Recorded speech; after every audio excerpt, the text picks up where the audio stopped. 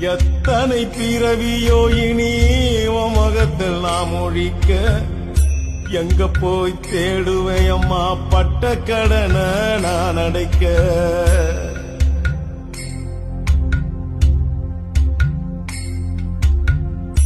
நான் கண்ட கனவுல நந்தவனம் எரிஞ்சது அந்தவனை என்று அப்புறமா தெரிஞ்சது.